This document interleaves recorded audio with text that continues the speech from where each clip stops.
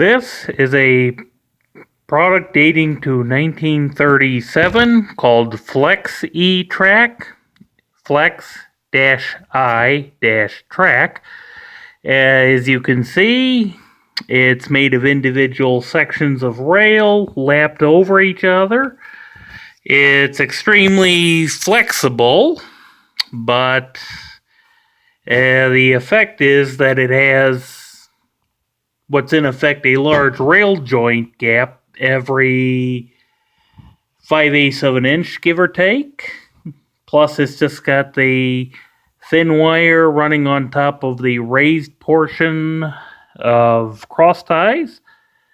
Some locomotives tend to have trouble with this, but the biggest issue with this track is the noise. As you can see, this is a 6472 non-operating refrigerator car. Uses the same body as the Lionel milk car. However, this is just a standard non-operating refrigerator car. And she's quite noisy. Over to the right is a modern era LCCA convention boxcar, Fort Worth and Denver, Chicago, Burlington, and Quincy. She has Symington Wayne trucks under her. I added these because the CB&Q had some boxcars very similar to this one, AAR standard 40-footers, and the boxcars, some of them had Allied full cushion trucks.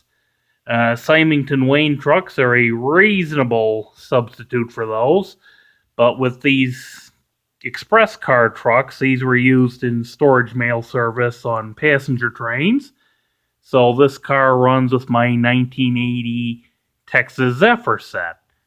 But with a plastic car body, plastic frame, and plastic truck side frames,